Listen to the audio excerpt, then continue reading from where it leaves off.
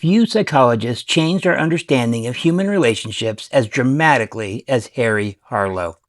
Today, it's almost taken for granted that love, affection, and emotional connection are essential for healthy development. But that wasn't always the case. In the middle of the 20th century, psychology largely focused on learning, conditioning, and behavior. Many believed children became attached to caregivers simply because those caregivers provided food. Harry Harlow changed that assumption. Through a series of groundbreaking and later highly controversial experiments, he demonstrated the comfort, safety, and emotional connection are fundamental human needs. His work reshaped psychology, influenced attachment theory, and forever changed how we think about parenting, counseling, and child development.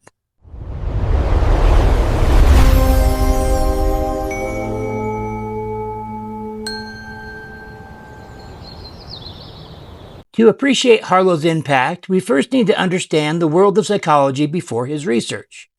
During the early and mid 1900s, behaviorism dominated American psychology.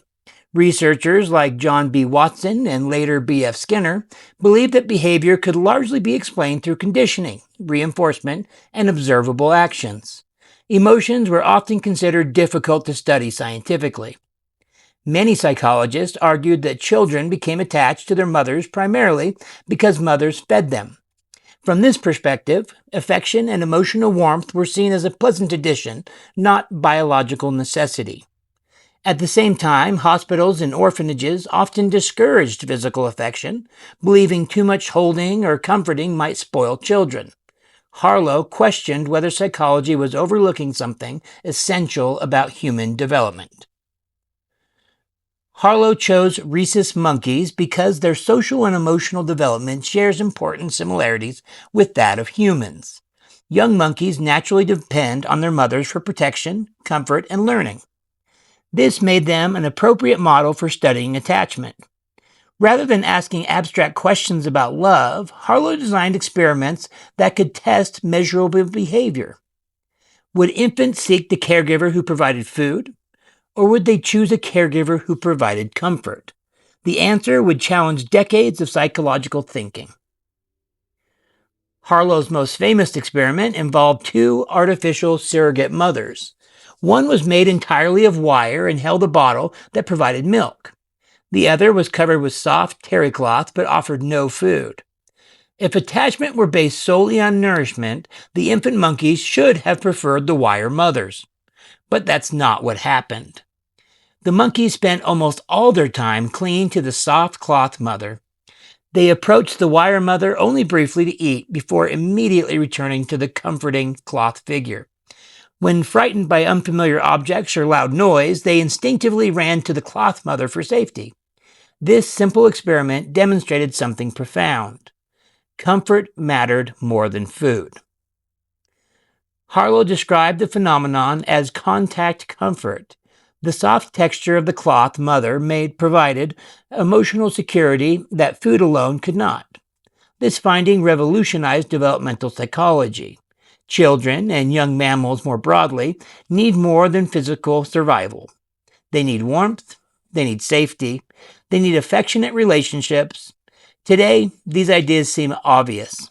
But at the time, they fundamentally challenged prevailing theories about attachment and child development. Harlow's research helped shift psychology toward recognizing emotional connection as a basic developmental need.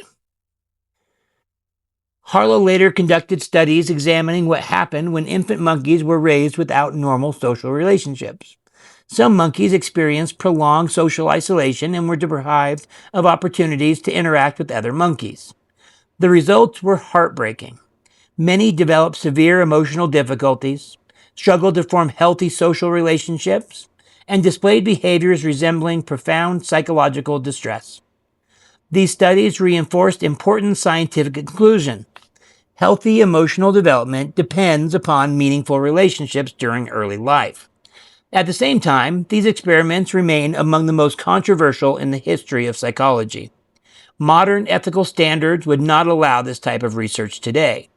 Instead, Harlow's work had become both a scientific milestone and an important reminder that research must balance the pursuit of knowledge with compassion and ethical responsibility.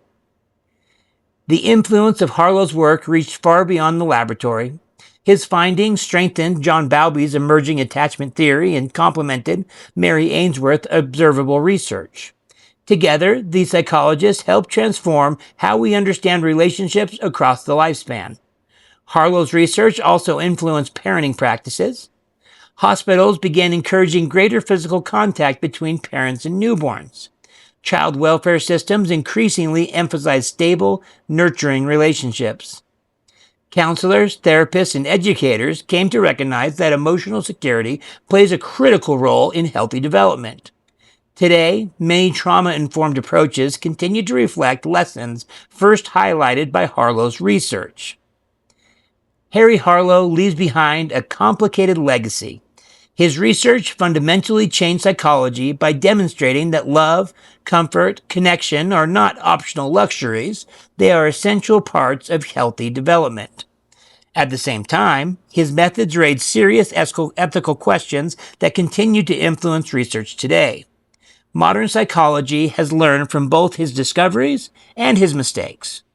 Institutional review boards, stricter animal welfare standards, and stronger ethical guidelines now shape psychological research around the world. Perhaps that is Harlow's greatest legacy.